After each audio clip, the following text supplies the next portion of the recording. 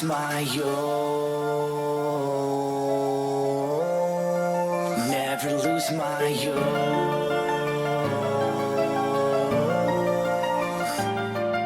Strange things are coming. At night I feel alive. There's no sense in running. We're living just to die. This is Over the Octagon. Welcome to the shit show. What's going on, everybody? Welcome back to Over the Octagon podcast. If you are watching this on YouTube, don't forget, click the subscribe to the channel, hit the thumbs up, like the video, share it with your friends. A special episode today. Friend of the podcast joins us again for the, third time, I think, or so, who just came out with his own book. So we're crossing barriers. We're doing big things. Excited to have him on to talk about this new venture, all the ins and outs of all of that. Let's get right into it, man. Everybody help me welcome in our friend Shaun Shubert. Shaun, what's happening, man? What's up, man? How are you, bro? Good. Very good. So we have you, I don't know. I guess we've had you on the show, I guess about 3 times now. Yeah, I've been on a couple times with some of the fighters. Princeton and I were on, and then little Kev and I were on. I was on solo one time. So yeah, this is maybe the 4th time we're together. So yeah. I think since the last time, we spoke with you in Princeton specifically, that was last year. That was May of last year, before his fight at Cage Titans. Which still gets me hype. We put a clip of it in our intro because his walkout was so sick. And, but anyway, so, our audience has kind of grown and expanded quite a bit over the last year. So if you wouldn't mind, give us like a rundown of who you are, all the experience, accolades, kind of all the different things, like just kind of introduce yourself to maybe a lot of the listeners that, don't know you yet or haven't heard from you. Yeah, man, I'm Shaun Shubert. I own the Red Seal Martial Arts Company. I've owned and operated Red Seal for the last 12 years. I started in classical martial arts. I've got several black belts. I did a lot of different amateur MMA, amateur boxing, Muay Thai, K1 style rules, bounced around a bit and found a home doing Muay Thai. Eventually, I turned pro and fought internationally in Thailand. I was a groundbreaker for small glove Muay Thai in New England. I fought the first small glove Muay Thai fight, won the first small glove Muay Thai championship, both in Barrie, Vermont, and then was the groundbreaking fight in Massachusetts for the same small glove Muay Thai event. That was my last fight. It was 2 Novembers ago, and after that, I have been really leaning into coaching. I got linked up with a clinical psychologist in Zurich, Switzerland. She and I recorded a masterclass online.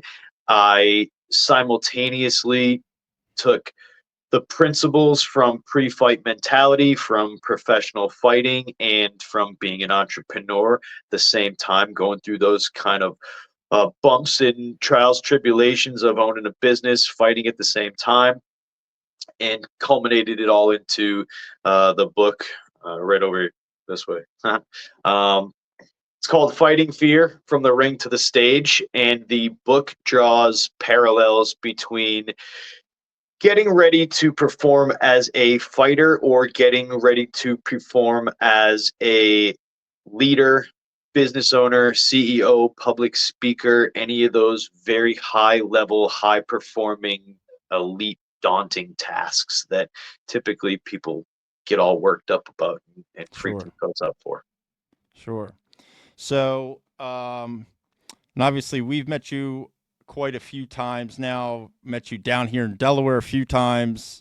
We came up to Massachusetts, spent some time, did some sparring actually in your ring, in your gym. my other two co-hosts, obviously Joel and Nick, still talk about that. Who won or who lost their fight in your ring in Massachusetts. They want to go back so bad. Yeah, But the rubberneck. it's not going to be a light spar either. From the shit that they talk to each other, I can almost guarantee it's not going to be a light spar. Yeah, we'll have to bring the cameras and put an episode together. Yeah, You know? So we've invested in a little bit more equipment now, so we will be well more prepared for that trip. Very cool. All right, so you get done fighting, and when you talk about small glove, obviously for people who don't know, we're talking about 4-ounce gloves, same gloves they use in MMA, mixed martial arts. Small glove Muay Thai is, I mean, by far, I think, like the greatest sport in the world. That's my opinion when it comes to combat sports. We still don't quite understand why it hasn't picked up too much popularity in the United States yet, but I think, the more and more we see it, the more it'll be there. And you actually had a student or somebody that you coach did the first ever amateur small glove Muay Thai in Massachusetts. Correct. Yeah. Last Princeton, year.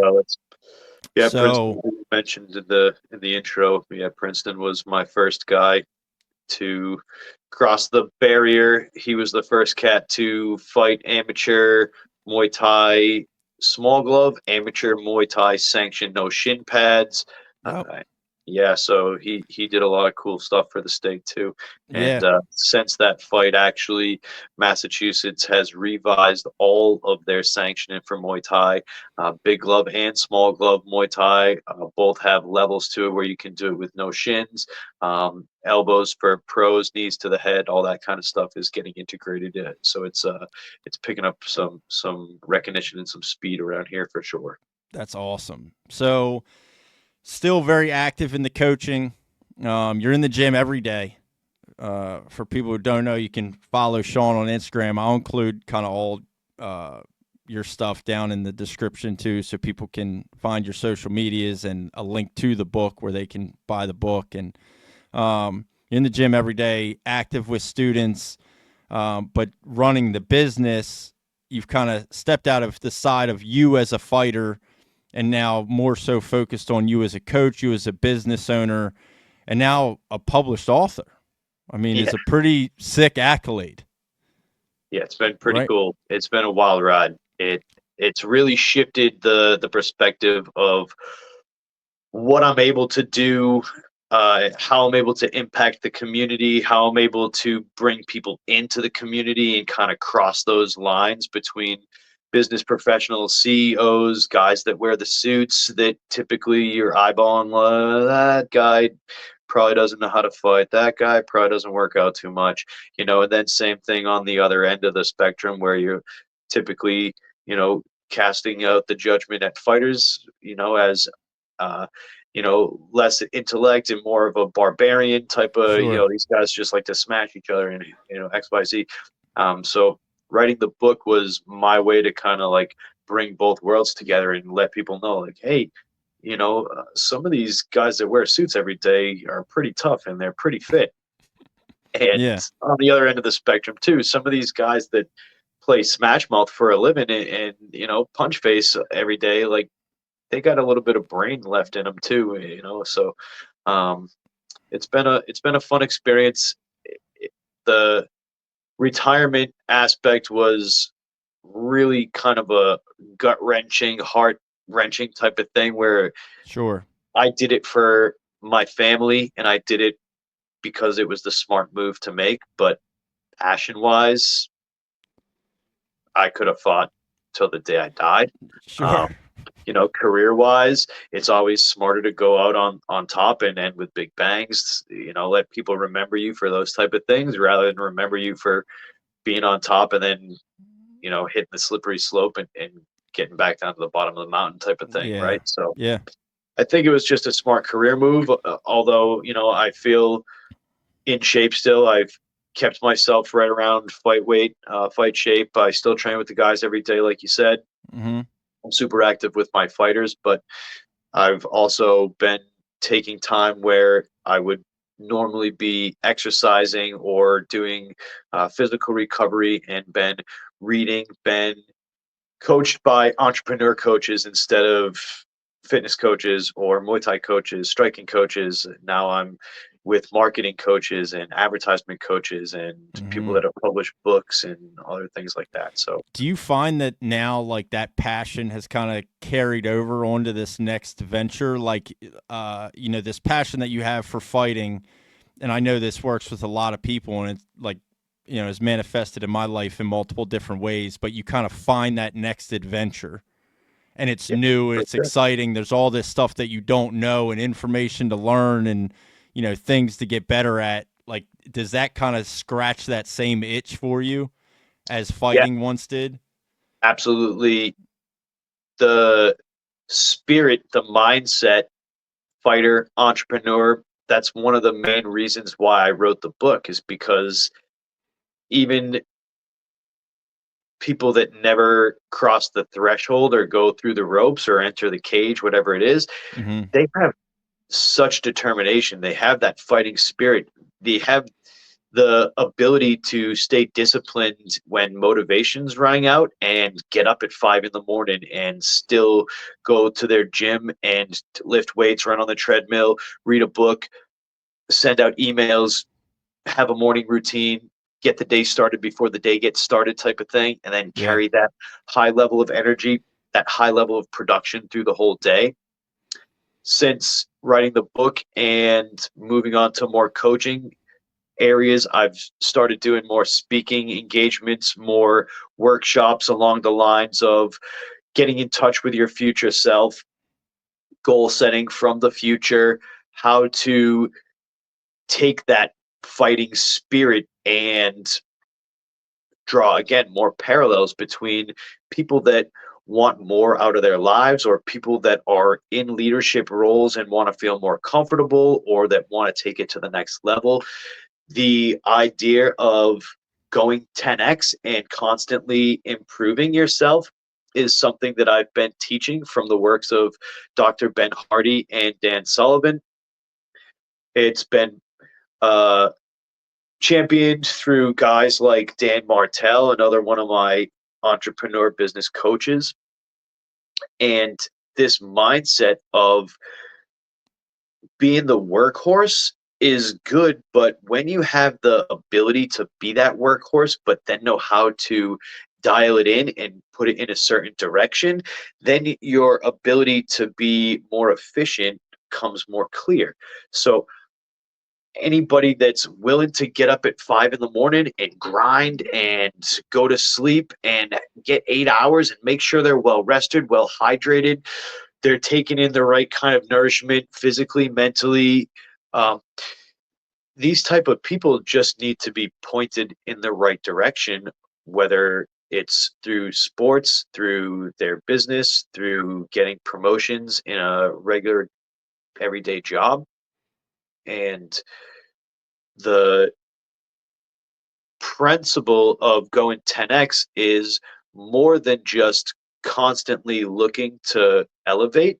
It's also paying homage to where you came from and celebrating small wins and understanding that the ceiling becomes the floor, and then the horizon rotates and becomes a new goal, comes it becomes a new level up, it becomes a new place to expand from. So no, it doesn't go away. The urge is never going to go away. And people that are like me, people that are entrepreneurs like yourself, you start this podcast with your buddies on, just some eating wings and watching UFC fights. And now you got like a Sure. real thing. You're buying mics and lights and all these kind of cameras and microphones and all this other headphones and stuff. Like Sure. you're going pro, right? And that's what Mm-hmm. these guys talk about is you, you start it, you do it, and then you start to become it, and then you start to have what you really are looking for, what the end product was, right? But you got to go both feet in the water. You got to dive in kind of head first. You gotta swim, man. You gotta get wet. So, and now I know, like, mindset. So I read the book, um, And so the book, again, for anybody, the book is called Fighting Fear from Ring to the Stage. And like you said, there's a lot of parallels between fighters and public speaking specifically. And there's a lot of things in here that I love, specifically the breath work, specifically the really positive affirmations and positive self-talk. And you had dealt with, I remember from one of our previous interviews, I think the first one we had you on when you talked with Joel and Nick, that even in your fighting career, you had started to kind of dive into some of these different topics and with sports psychologists, and I know you got hypnosis and all these different kinds of things, right? So I guess my question surrounding the book specifically, how did this topic get narrowed down? Like, how did we get to this point of the book? I mean, you could write books on, a million different things, I'm sure, through various experiences in your life, through business or coaching or fighting, what have you. How did we kind of narrow down to the title of this book and the contents inside of it? I had always been doing a lot of this stuff. If you know me from before, then you know that the work I do in methodology is huge. If you're new, what I did for myself going through Muay Thai was found a system of integration. My mentor and I worked tirelessly to flip Scott Sonnen's 3D performance pyramid. He's a old school sambo coach and did a whole bunch of work with Olympic athletes and this kind of integrating skill. A lot of the neuro-linguistic programming that we talk about in the book, a lot of the psychology, the neural pathways through neuroplasticity, the constant evolution of your brain, the ability to develop myelin, all these kind of things came from training and fighting. Mm. And I'd always been sharing this kind of knowledge with my fighters. When I retired, I was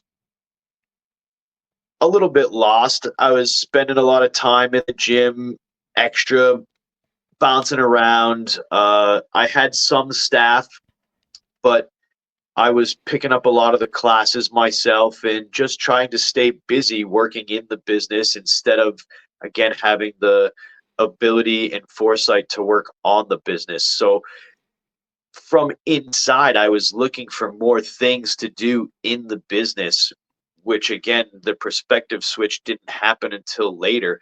Right. So one of these guys that was just a regular everyday Joe, he does sales for cloud space through some kind of bigger bigger company, sold some kind of secure space to GE Aero, and Okay. this guy blew his company up, made a huge sale, this, that, the third thing, and then they say, "We want to give you a promotion.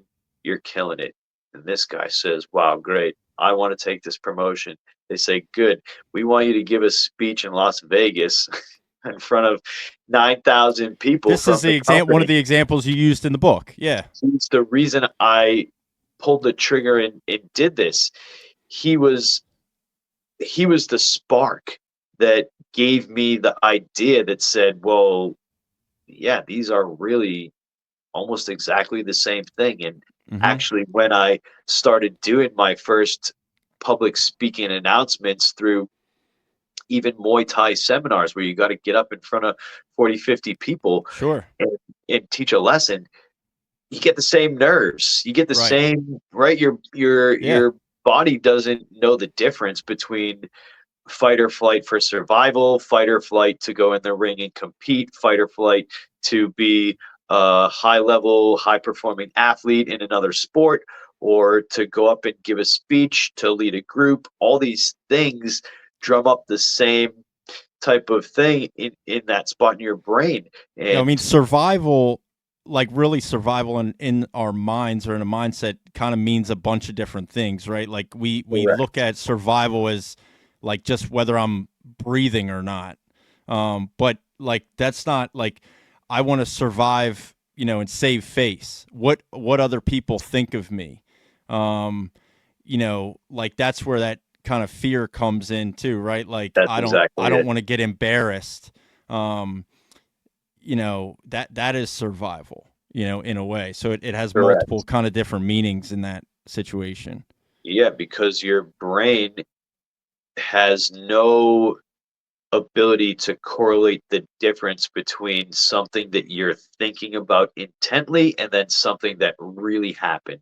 If you can vividly imagine something and you can think about it with intense detail, picture it in your mind, your brain processes it exactly the same as if you actually lived through it. Yeah. And this stuff really has application. Everything that you talk about in this book has practical application to everyone, not just fighters and public speaking or public speakers or business people that are kind of discussed within the book. But I mean, it has practical application to literally every human being on the planet.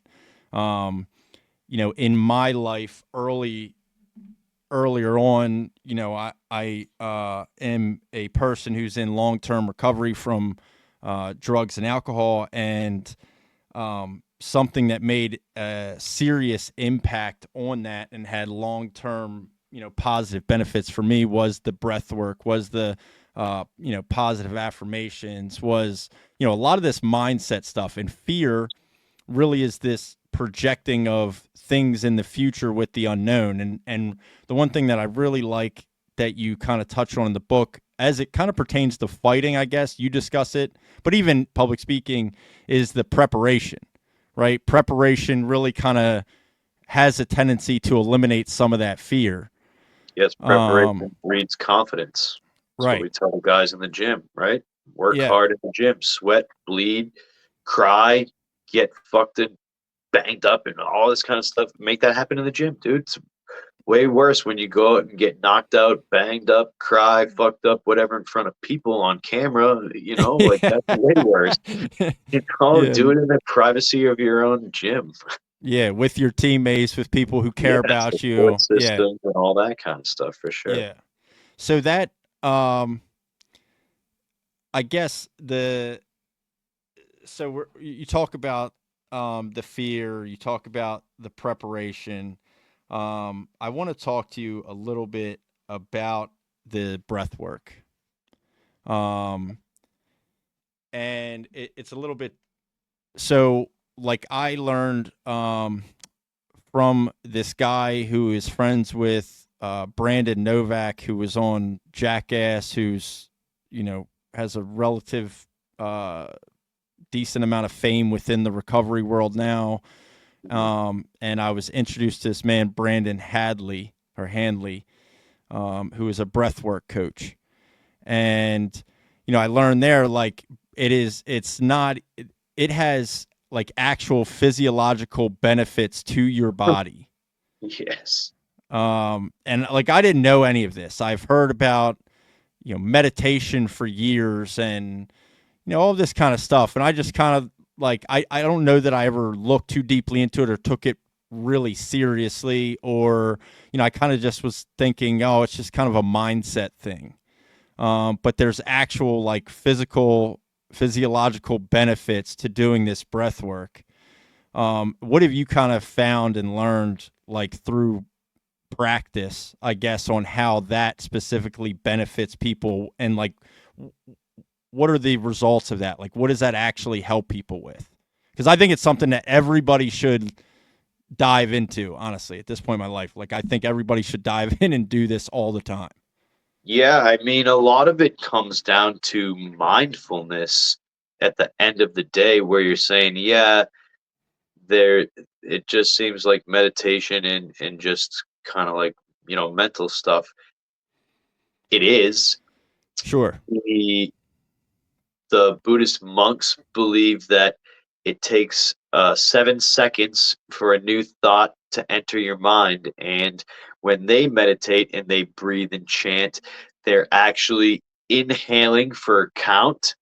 And then Hmm. on the seventh second, they blow out and push all of the thoughts away from them.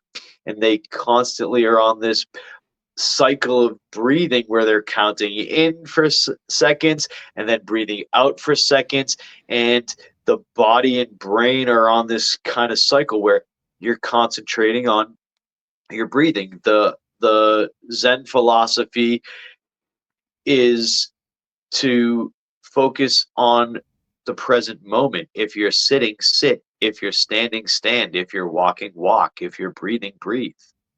Right? Yeah. If it is, it is. That's kind of the whole thing.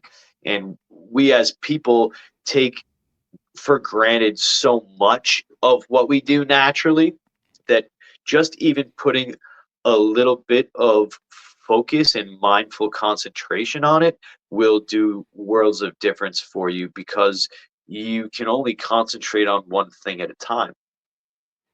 I first was introduced to serious breath work through Dan Brule, who I wrote about in the book. Hmm. My mentor, Tom Sodas, who I had mentioned, he trained me in personal protection first, and then in methodology, and then further on throughout my career in coaching and life skills and all that kind of stuff. But he and Dan Brule are friends. Dan Brule, for anybody who's unfamiliar, is one of the world's leading breath experts. And he wrote a book called Just Breathe. In the book Just Breathe, he dissects many different schools of thought about breath work, all the different varieties, types, timings, tempos, what they do for you. Like you were saying, some of these breathing techniques actually have physiological effects on your body, your brain, what your body can produce chemically, like we had already Yeah. said. If your mind thinks it's real, your body thinks it's real too. So you can get your body to produce things like dopamine, testosterone, endorphins, hormones, all these kind of things. You can set them off in your own mind, and that's kind of, part of what this is getting in touch with your breath. Can help you relax. It can help you center. It can help you get into a very present, mindful state, Hmm. and then things are happening subconsciously, under the surface, like you said, physiologically, that are taking effect, that are kind of, you're unaware of at Yeah. most times. I had a, I mean, I had uh, almost like a euphoric experience. A lot of people describe that.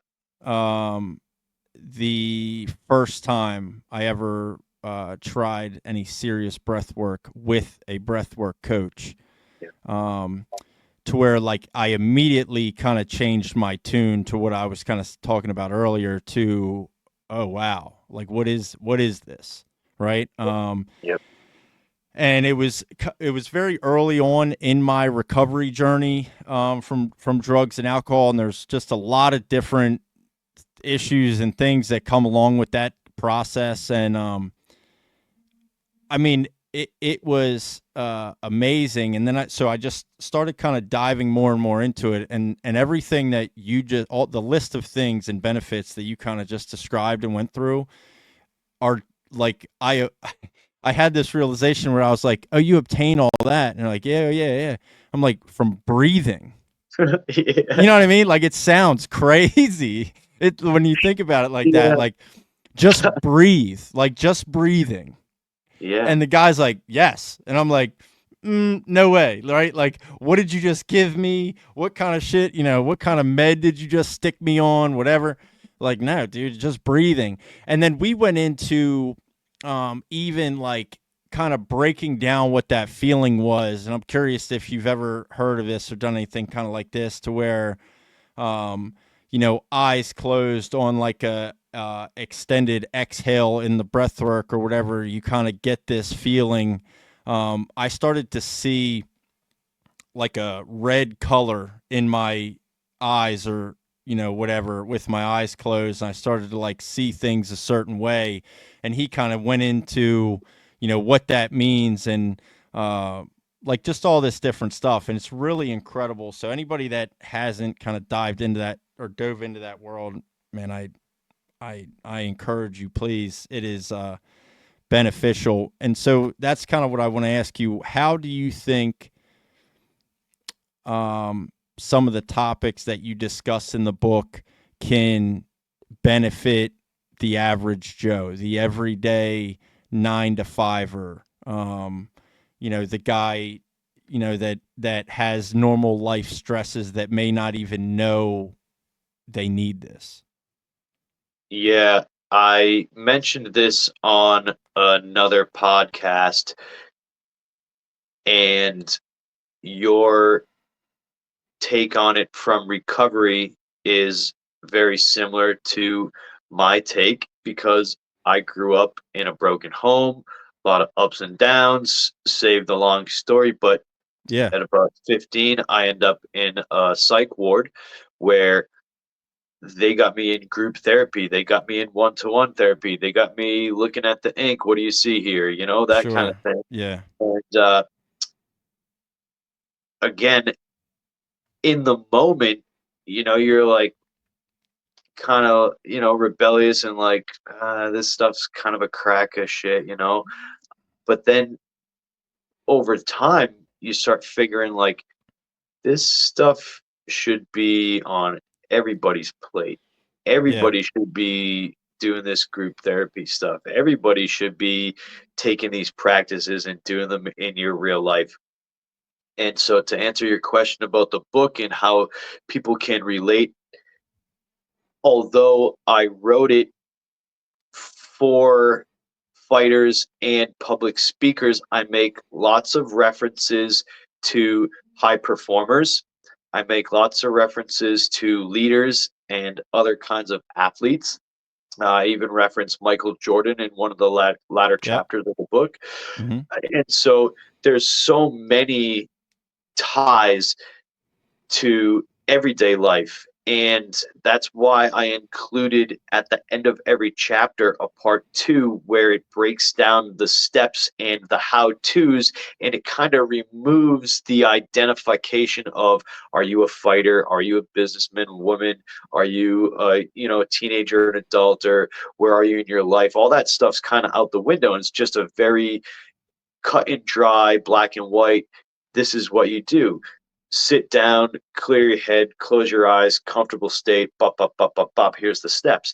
And you could be a fighter, you could be a basketball player, you could be going to deliver the mail, you could be a CEO of a 6-figure company, and it all kind of correlates. And you could essentially take the word fighter or the word public speaker and change it with whatever you do, or you could change it with high performer or whatever. I think this book is actually for anybody that has a desire or a hunger for self improvement, or to make themselves a better version of themselves. It's stuff that I have done over the last decade plus, to be able to quit my job, be able to stop working those 9 to 5 things, stop doing odd jobs, stop doing part time work, started working for myself, started growing a team and giving other people the ability to follow their dreams, to make money, to have careers, and follow their dreams and passions, whether it's coaching or fighting. I'm even doing more online coaching now, and I'm spreading the network to people that are outside of the gym, they're outside the local area. If this kind of stuff resonates with any of your fans, anybody that's listening to this can hit me up in a DM later. Just message me blueprint, and I'll send you the blueprint for fighting fear. I have a whole workbook that'll help you get through some of this stuff. It's very, very cool. And I think that no matter who you are, no matter what you're doing, like you said, these are just strong practices. There's a Yeah. reason why they teach them in recovery. There's a reason why they teach it in AA, or they teach it in psychology. They teach it in group therapy. They teach it in, the psych hospitals and whatever. It should be for everybody, instead of just the people that are walking around so messed up that, they're drawing attention. Like, hey, get that guy into group therapy. Like, Well, and even probably like the anxiety piece, like there was, I was just kind of combing through again, and even like in the chapter specifically with the breath work or whatever, you have like a little excerpt reducing anxiety. yeah. Um, it's my belief anyway that like everybody has a certain level of anxiety, right? That's just like coded in us, but that's really fear, right? It's a fear of A little unknown. bit. A little bit. It's actually it's more like you had said at the beginning. There's another psychologist called Dr. Stephen Reese, and he does more of kind of a basic human motivators, basic human desires, and that Sure. was one of the earlier starts in psychology that I got, was reading his book and then getting a personality test, uh, the Stephen Reese motivators, and there's 16 basic motivators, and the ability to handle stress is one of the categories.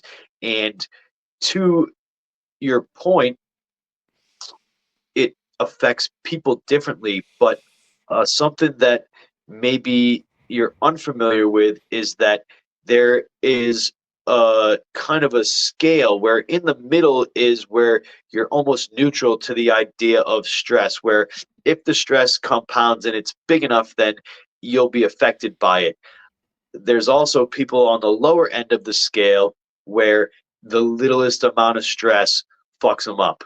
The littlest thing Right. goes wrong, the phone rings at the wrong time, these people fucking lose their minds. Yeah. But somebody like myself, for whatever reason, growing up in a stressful environment, getting educated to having a culinary degree and working in that high stress environment, then sports and fighting and all that kind of stuff, may have developed a stronger muscle for stress, but actually I thrive in stress. And Yeah. a lot of people, they are procrastinators, for example. They wait till the last minute to get the thing done at the deadline. It's because they thrive under the stress. When there's Yeah. no stress, they're just like, there's nothing to do. They're relaxing, whatever. The night before the things due, you're like, oh yeah. And then you Yeah. get all jazzed up, you get shot full of energy. And so it's just this kind of way that I'm able to harness this and to create the energy when I need it, and to suppress the anxiety when it's going to be a hindrance to me. And then operating like that daily. And you do things like manage your time, audit your energy and your time, and then do things that light you up. When you're doing things that are low energy or low value, you batch them together and then make sure you finish stuff up with high energy and boost yourself back up so you can go back into performance mode. And having things like morning routines and nightly routines, evening routines, is something that's been seriously huge and impactful on me, I, even through writing the book. I'm glad that you brought that up actually, because I wanted to ask you about that. I went through a fairly intensive sales training one time for a job I was working, and the first step of their sales process was preparation. And in the preparation, they talked about your morning routine, right? And kind of doing the same things. Wake up, the first thing you do, drink a glass of water. Positive affirmations in the mirror, like all these different things. Sure. How do you like realistically why do you think that is? Like, why do you think the morning routine, how does that kind of tie into all of this other stuff? It seems to be a catalyst that kind of sets you up for success. How do you kind of see that? Yeah, the morning routine was something that I neglected for an extremely long time, and it was again about a year ago I started really digging into the psychology stuff, devouring the entrepreneur books. I read several books on building habits, uh, changing your environment, how to combat willpower with your environment, all these kind of things. And it led me to doing things to set my state for the day, is kind of the real message that I got out of the morning routine, which was difficult to do at first, but I used something in James Clear's book Atomic Habits. He calls something habit stacking. So, for example, I get up every morning and I make my cup of coffee. Well, if I want to start journaling, part of my morning routine, before I have my cup of coffee, I tell myself, in order for me to be allowed to have my cup of coffee, I have to journal. And then after, I get the reward. And then it starts to build this kind of, Yeah. I guess, little reward. The reward system helps you build the habit, helps the habit stick.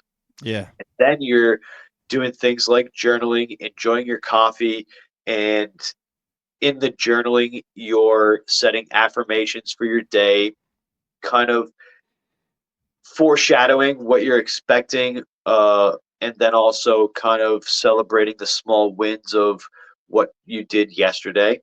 And that's kind of sets you in the state. And then actually, Dan Sullivan and Ben Hardy do a lot of collaborating on these books, and they actually write about the evening routine being more powerful than the morning routine.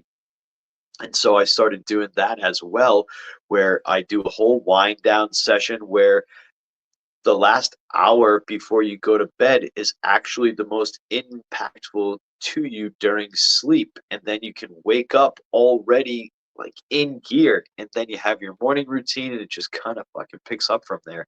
And you have this really cool cycle of getting in state, being productive, winding down, but also gearing up for the next day and then just keeping it rolling. Yeah. What is the what so talk about that evening routine a little bit. Like what does that look like? What does that look like winding down? I mean, I know if, and I'm so guilty of this, but like scrolling on my phone before bed, Yes. like all of those kind of habits that really just are not good. They're just not good for you. Yeah, well, the thing is, the environment will beat you every time. I did things, small changes to my environment, like take the TV out of my bedroom. Mm. Even Yeah. though I was having good success because I'm already mentally strong, disciplined from fighting, sports, all that kind of stuff. Every time I got in bed, I'd look at the screen black and think about fucking watching TV before bed. Yeah. As Yeah. soon as I took it out of the fucking room, don't even think about it anymore, right? Right. So just small things like changing your environment, just making small rules for yourself. Like I go to my room an hour before bed, I start my wind down. So I have a separate room from my bedroom. I've done things again like I wrote about in the book, set anchors for specific places in my house. The room I'm in right now, this is the room where I wrote the entire book. I've got this desk set up. I got this giant ottoman chair that I'm sitting on. I can put my feet up. I can sit crisscross, put my legs behind me. I can, it's good for my state. It's helped me produce in this room. That's where I moved my TV so that I could put on background music or you know, detach from writing and go sit down and like let my mind melt into, cartoons or something stupid and then come back to work. Things like that, where you're setting Yeah. up your environment for success, because even if you have strong willpower, the environment's there all the time. Right. And so I did things like set up my house to have specific anchors. It's a big chapter I wrote in the book, Yeah. Triggers and Anchors, where you're triggering your state and then you have something physical to anchor that state. And so when it's time for bed, there's living room, couch, or there's bedroom, and then you set rules for yourself. No phone for an hour. I make sure that I read. I make sure that I connect with my wife. I make sure that I do a daily lesson in Portuguese and stop with the TV. No more blue screen, hour before bed or half hour before bed. And that's it, right? Like, Yeah. it's simple. It's simple stuff at first. It's thinking about what you're going to do, the next day, and then going to sleep and letting your subconscious marinate. I really like the kind of the environment aspect of that, or change of the environment, because it is so simple. And I don't think that I don't know that that's something I've really heard before. Like, there's a lot of talk about different practices people do, different things people do. Um, but yeah, just change of environment. Take the TV. I love that. I think that's awesome. I just took the TV out of my room. Now I don't stare at the TV thinking like, Yeah. oh, I'll look at I could watch TV. Right. Yeah. I mean, Listen, now hey, you can't. you're recovering, long time recovery. Do you go to fucking bars if you don't have to go to bars? Right. No. No. Yeah. Makes no sense. Like, you're just gonna get triggered and think about drinking or think about wanting a drink or think about it. Makes no sense, right? Like, obviously I'm sure you go to bars or restaurants or whatever and you're Sure. Yeah. fine, but at the same time, like, right, like, There is a there's a there's a trigger to it. There's a, yeah. even if you got to constantly put yourself back in check, like, right, like, eventually if you kept doing that daily, like, you'd break. The environment's going to win. The environment's not going to change, and that little waver in willpower, and that's all it takes for the environment to just take over. Yeah. Where if your environment is set up for success, when you have that small glimpse where you waver, or indecisiveness, or you let it slip for a second, you look around like, oh, no cookies in the house, Right. like, fucking no Right. TV in the bedroom, no beer in the Right. fridge, like, Yeah. yeah, fuck, There that can is help you not work, right? there is something to the I mean, kind of the triggers aspect to recovery specifically that's huge, 100%. obviously, and um, It's I will, people's everyday lives, like we were talking about, that, yeah, again, if you're mindful, you can see it. You know what sets you off. You know what triggers you. You know what to avoid. That's why time and energy audits are going to help you, because you know where you're spending time. You know what's sucking your energy out. You know what's boosting your energy up. You know what's stressing you out, causing fucking anxiety, whatever. Right? I do think like I have noticed when it comes to I like the anchors. So I've never really heard this is reading this book is kind of the first time I've really heard that concept, to be honest. I've never, and I like it in the sense that you kind of pair it with triggers and anchors, because I can see how like incredibly useful that is. I also like how you describe it, like this room in your house that you're in right now, right? Like when you go into that room, obviously, like you enter a different mindset in that room than you do Changes your in your state. bedroom or your Yeah, living room or something. yeah, That room is an anchor to you to a certain, yeah. It's where I write my documents. It's where I do my computer work. It's where I read, it's where I look at my finances. It's that entrepreneur comes in this room. yeah, And if you're living in a smaller space, or if you have shared space or whatever, then your anchors can be something like your headphones that you got on. Every time I put sure, these headphones on, I'm fucking podcast Evan, right? Like, Right. Yeah, you sure. know, yeah, whatever it is, dude. It could be a t-shirt, could be a pair of underwear, it could be a hat, it could be a chair in a room. I was going to say Maybe, that a yeah, chair. We had maybe you don't have the whole room. Maybe it's my just a my chair. wife and I in one of our first apartments. I had gotten this chair, like your first apartment, you kind of furnish from wherever you get it from, Yep, like we're not yep, exactly going to the furniture store and buying all brand new stuff. yep, Somebody calls, he goes, yo, you can have this couch if you get it out of my basement, or, oh, they got yeah, this chair they're trying to get rid of. You want it? And you're like, yeah, yeah, yeah, yeah. So, I had this chair, that was given to me from somebody that, didn't really have a place for, that ended up just kind of being in the corner of our living room, but really like away from the main space, a couch and TV, and like kind of out of the main living area, but still in that same room, but in the corner. And I never really used that. The only time I ever really used that chair is if I was sitting down and reading, or I was writing, or just something otherwise, like different. I just felt like, and maybe now, like I don't know that I realized at that time that that chair was an anchor, but that's exactly what it was. Right? I didn't sit in that chair if I was watching TV, and I didn't read or write very well if I was sitting on the couch in front of the TV, whether it was on or off. But I knew that if I went to that part of that side of the room and I sat in that chair, something changed within my mind that allowed me, okay, this is what I'm doing now. Right? yeah, This is what I'm here to do. I'm here to sit down and read this book. I want to finish this today. I want to do this. yeah. And You there's definitely basically, power in that. you basically, uh, you basically tricked yourself, your subconscious. So I talk about the NLP, neuro linguistic programming. I Yeah. talk about how your mind is in a constant state of evolution. I talk about Ivan Pavlov and his conditioning.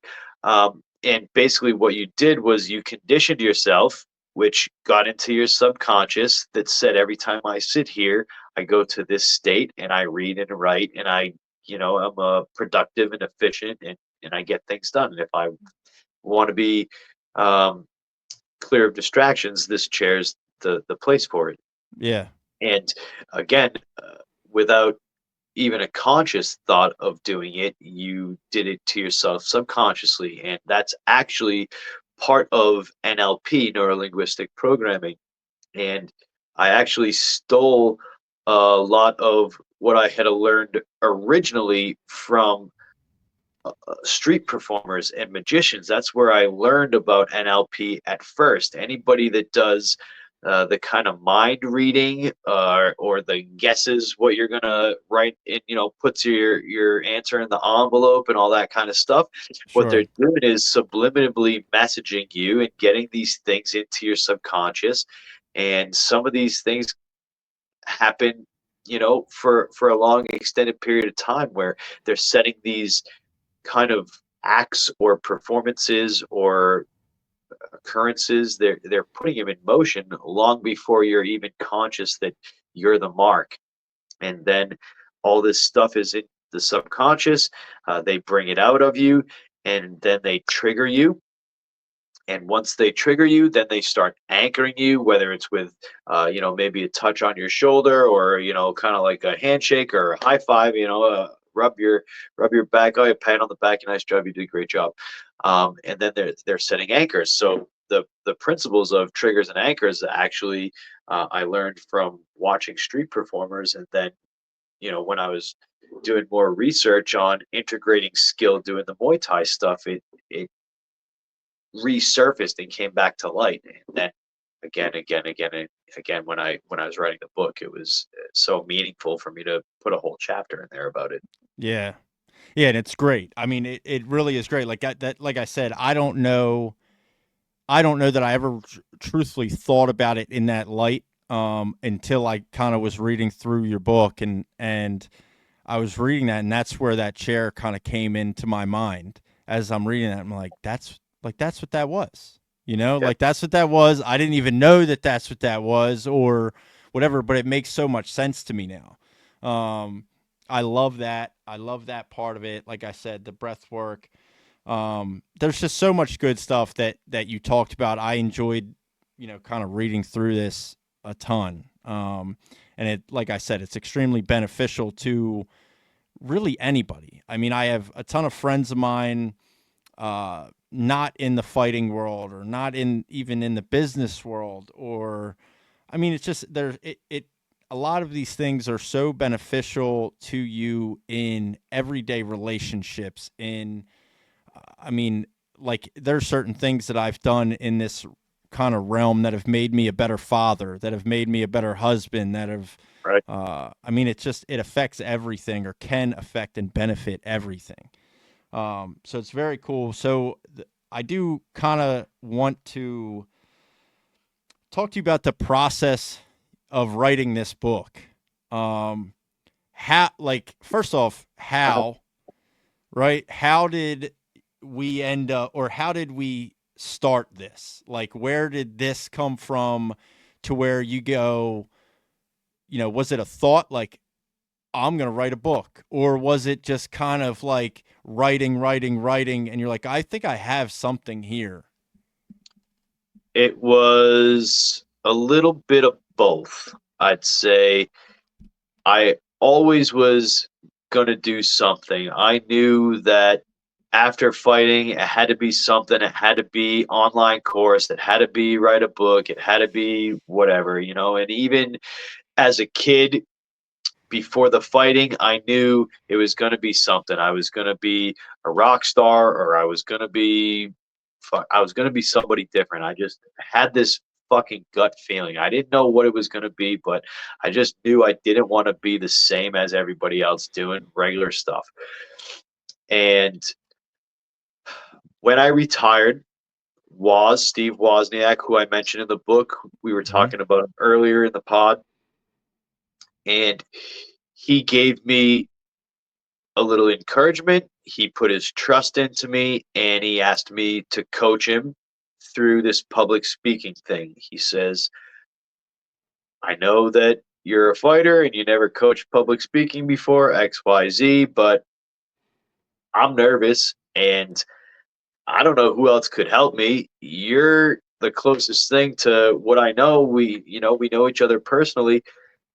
You go out there and you fight, you put on, these savage performances, you're sweating and bleeding, you're doing it in your underwear. So there's a lot of that kind of getting your nerves out of the way to get out there half naked and fight anyways. And Yeah. then after my last fight, he was there and the promoter came in, hands me a microphone. I heard you're going to retire, this, that, the other thing. What the fuck, dude?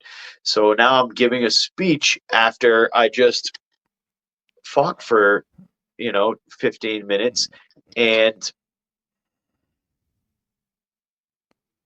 no preparation, all off the cuff, just um, talking about my career, talking about my retirement. And this guy says, hey, if you can do all that, you got to be able to give me some tips. Yeah. Well, we mapped everything out. We had 10 weeks. We met twice a week. We did homework. We built out all these kind of things that, like I said, I've been doing this for fighters for a long time. And he was kind of the first guy to say, oh, can you just do the backstage stuff without the fighting stuff? Yeah. Yeah, fuck it. Yeah. I guess I can. Yeah. And so my outline with him actually turned into the outline for the book, but it was purely just coaching. It was just me uh, giving him tips, tricks, you know, being his being his mentor for public speaking, and it just gave me this kind of 10-week outline of what we were doing, what the process was, and then I took that meat as what I had done and started building the outline from there. Also, at the same time, I was working with Leah Leone, who is my partner from Switzerland on the mental fight camp, which is a very similar take, but it's all done on video format. It's vlog style, interview style kind of stuff where she and I break down the pre-fight mentality, but again, specifically towards fighters and coaches, not too much for the outside world, especially in this particular content. Um, it's 100% geared towards fighters and coaches. Okay. So yeah, and then I guess so you have that experience with Steve, right? Um what kind of were the results? I mean, how did He his crushed it. It was amazing. Everything we had worked on, he delivered. He sent me clips from Vegas and showed me how his speech went. He got a standing ovation. It was a whole company-wide summit, so they were there for the whole weekend. There were several keynote speakers over the course of the weekend.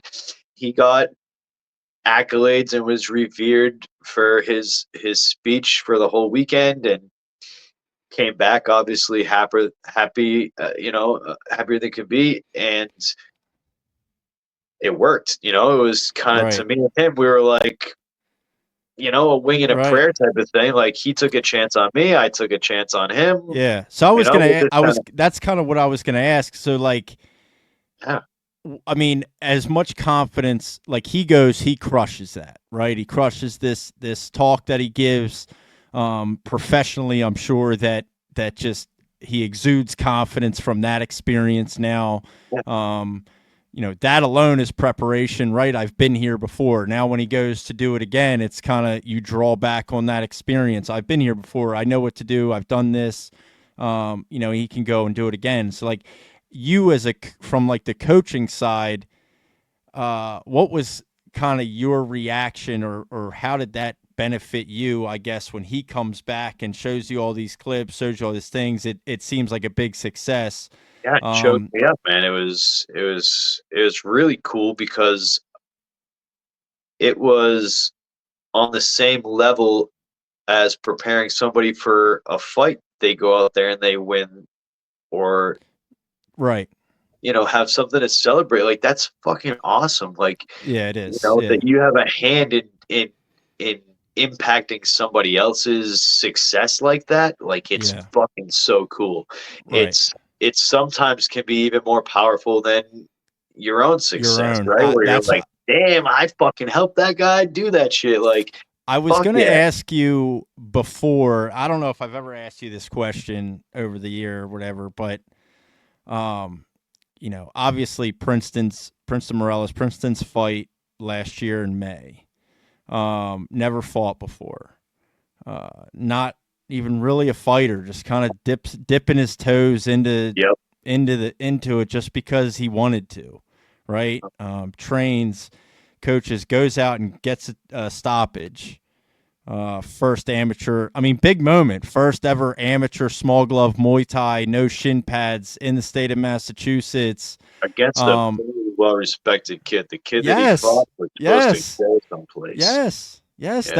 That kid had experience, right? He had what Princeton kind of lacked in experience. He had, fought MMA and other Muay Thai fights and kickbox. Like, he had competed multiple different levels. That experience was not new to him. It was new to Princeton. Correct. And right, so you can find that video on our YouTube or on Spotify or Apple. We interviewed Princeton before that, and then obviously we made the trip up. We came, up for that event and watched that fight live. Obviously, like I said, he gets a TKO stoppage. I mean, we were like, I think did tell you this before. We were just like losing our minds. Like it's similar for us. Like we feel like we build personal relationships through kind of this podcast and through this platform with people that we've talked to and we continue to talk to multiple times. Absolutely. like I said before we started recording, like the Andrew Valdinas or Joe Giannetti would be another one that, we've had on, so many different times. And every time I see him fail or succeed, like there's a emotional attachment kind of to that. Right. And so even like Princeton's fight, like, we're riding, we lost our fucking minds. It was the coolest thing ever. And then seeing you, we went and met with you guys in the green room or whatever after that fight. And like the entire time after that, you were just ear to ear, like hype. You were so happy. Yeah. And so I was kind of wondering, like, do you feel like what is the kind of gratification that you get now as a coach compared to wins as a fighter? Like, is it the same? Do you feel like it's almost more rewarding? Yeah, I do think it's somewhat more powerful because you're working through somebody, right? Like, yeah, that's the result that guy wants, but it's the result that I want too, right? Of course. For so many reasons, for reasons for him, for reasons for myself, for reasons for my business, to, like I said, be able to provide a space to be able to pay people, give them a career, give them an Yeah, opportunity to make money or get stress out, whatever the thing is that the gym provides for them. Like, if I'm not successful, then the gym closes. These people have no place to go. These people have no job, whatever the thing is. yeah, And so, yeah, there's a lot riding on it, but like when you get to share that with somebody, like when I win, for me, that's great.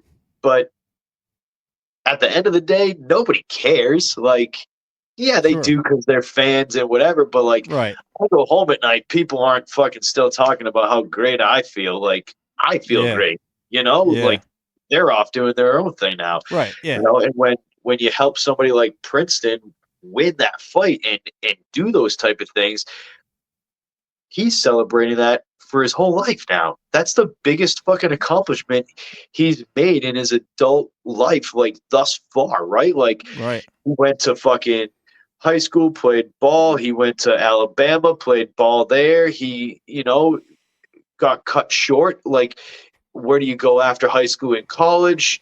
Just working and being a dad. Like, what else is going on in your life? And then this comes up, and he's like, "Phoop," another boom, like puts him yeah, back in that, like, oh, I'm back in the arena. I'm back on the field. I'm back in the gridiron. I'm got something, for my wife and my kids to cheer for me. Like, yeah, I got pictures in my gym where he sees it every day. Like, I just put up a new digital announcement board in my gym, and I've been running fights on it. And now people come in and see their fights on the TV, and they're like, "Whoa, dude, that's so cool!"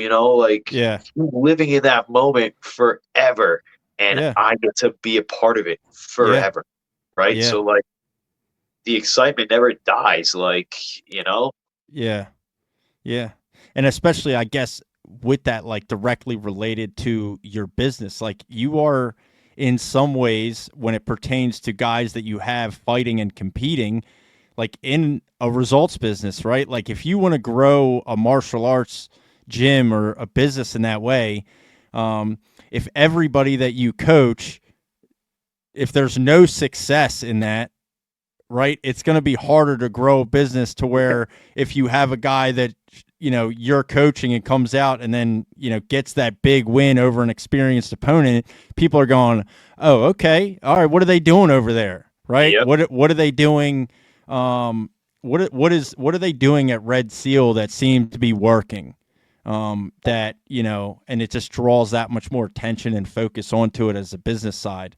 Yeah, it's very cool. It's really cool to see, you kind of grow and shift now from, fighting to this new space that you're kind of living and thriving in. And thriving, bro. Congratulations. Thank you.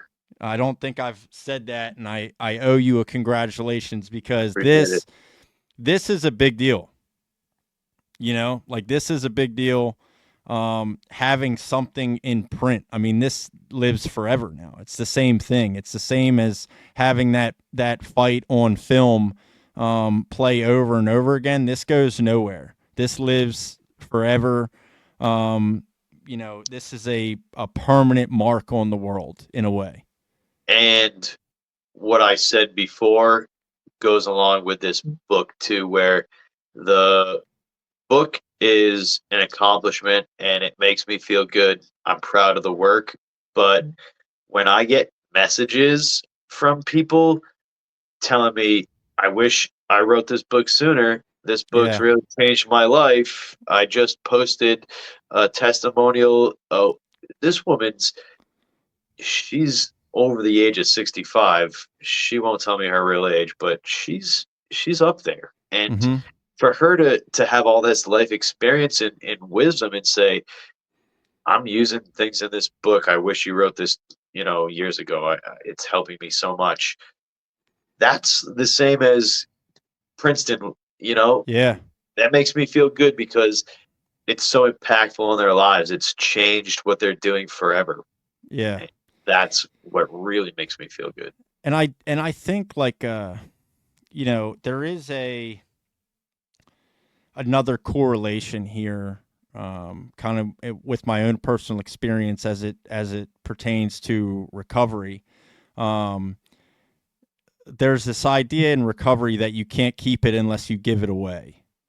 To where, you know, you kind of, somebody helped me get to where I am, and it's my duty to help the next man get out of where he is, to, you know, and it continues on, and that's why, you know, this specific outline or program of recovery has been successful for almost 100 years and will never go anywhere, right? Because it just continues to grow exponentially in that way.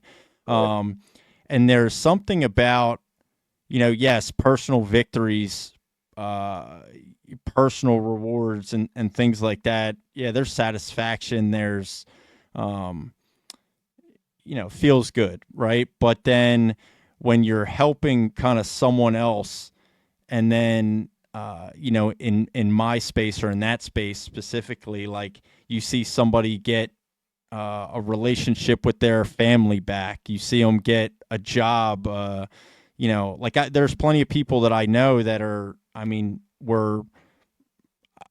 just like the most derelict, degenerate people on the planet, you know, prison, homeless, what have you. I mean, you name it. And now are, I mean, leaders, counted on members of a society that people look towards, that have their own families and have built these incredible lives from nothing, you know. And you kind of look at that, or like I got this phone call from somebody a while back at, you know, hey, I just wanted to let you know I just saw my two sons for the first time in 4 years, you know, and this and that. And I'm like, oh my God.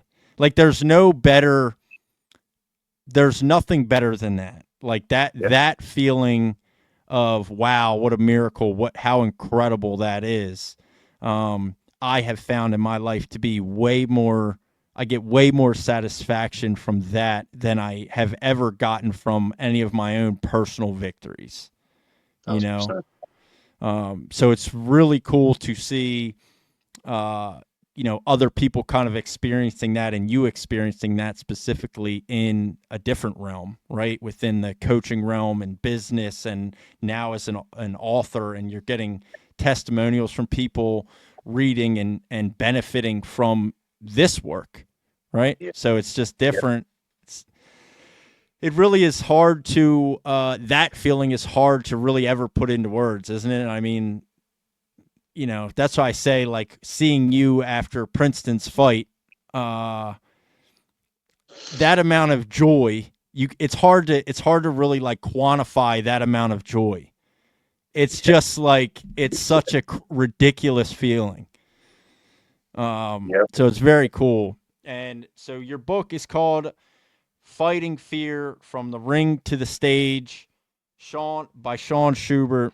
I'll show it again. I've shown it quite a few times, but anybody that is listening to this podcast on Apple, Spotify, Amazon Music, what have you, I will put a link in the descriptions. Make sure you check this out. I'll get a link from you, Shaun, to where people Yeah. can purchase the book. The book is available on Amazon right now. So any of the listeners that want to get a copy, they can for sure just go on Amazon and search it out. You gave them the title, my name, and it'll come right up. And anybody that's been finding this podcast informative and is finding it interesting, like I had mentioned before, send me a DM, message me Blueprint, and I'll get you the blueprint for the book. And we can have a little conversation about maybe making some moves in your own life. Where can people kind of connect with you? And again, like I said, I'll include some of your social media stuff in the descriptions or whatever. But where can people kind of find you and connect with you for that? I am the most active on Instagram. It's just my full name, the one you displayed on the bottom.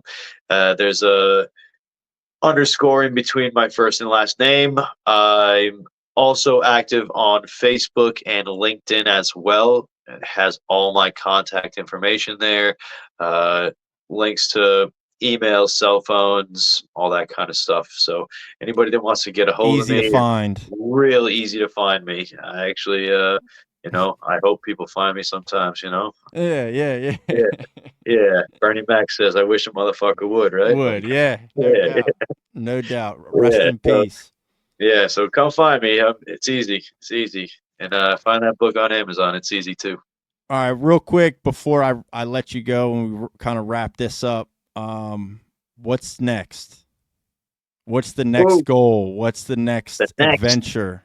Great one. I actually just got the raw footage back from the masterclass, which I mentioned. We filmed it in December. It's been produced. Now we're at the 1st of February, so we'll get the kind of final edits done, some of the cosmetics, chop it up a little bit, put the B-roll in, and then we'll have that produced.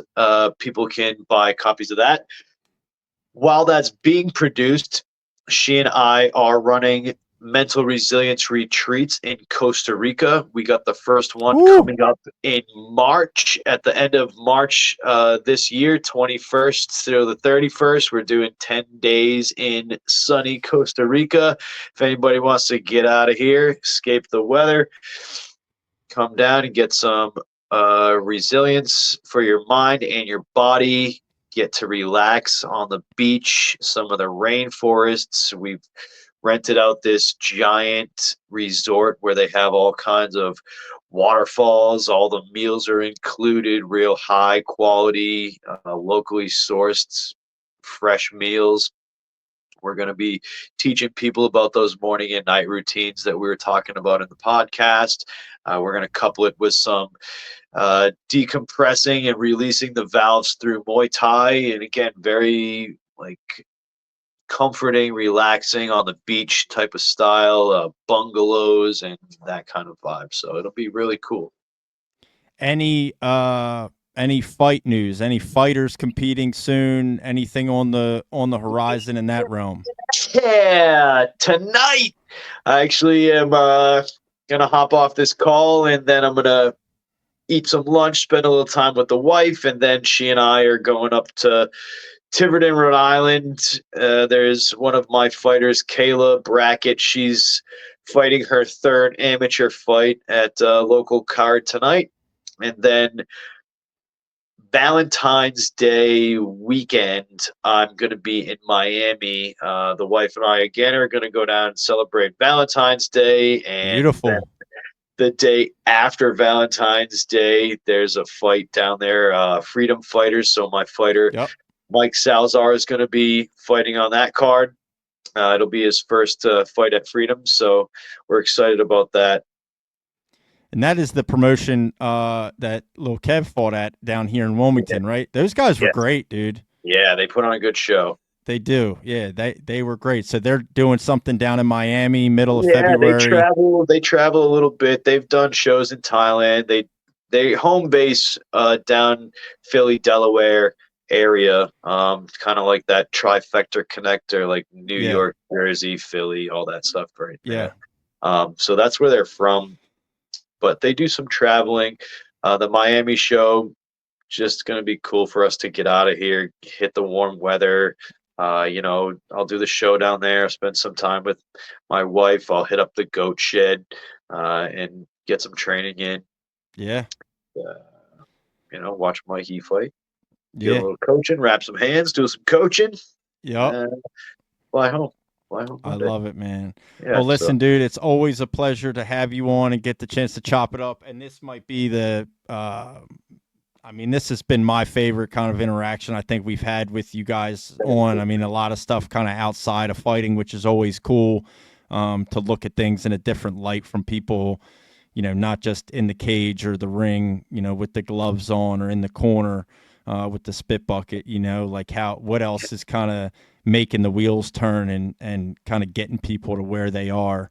A lot of people see the results of that work, when they get their hand raised, when you watch somebody get their hand raised at the end, but to kind of dive a little deeper into what goes into that to get somebody to that point. And then, to see somebody, what do they do when that's over? What do you do when you're not getting your hand raised anymore, when you're not competing in that way anymore? What's out there for people? So always very cool to dive a little bit deeper in that. And I appreciate you, spending time with us again. It's the Hell best. yeah, man. Thanks for having me on. We will see you again. Yeah, very soon. Hopefully I'm actually you're going back. We're going back. When am I going back down there? I forget. Maybe March. okay. Maybe You Costa let us Rica. know. I'll be Yeah, there. we're coming And back. then, like I told you before, I told the boys before May, plan it now. Yes. Plan it now. Get it on your calendars. Tell the wives. Get everybody on board. Well, hey, listen, we got Liam Harrison coming. He's doing his U.S. tour, and he's coming to Red Seal in April. Okay. So maybe we can build something around there and do like a little weekend. You guys can come to the seminar. They can beat the snot out of each other before or after that, something like that. We can just spend the weekend. I just want to watch them do that, dude. Wherever we can do that, I'm in. So, yeah, hell yeah. But Shaun, thank you, man. It's been a pleasure. Everybody, don't forget, go now, buy his book, Fighting Fear, From Ring to the Stage by Shaun Shubert. Great friend over the Octagon Podcast. Appreciate you, brother. And we will catch you on the next one.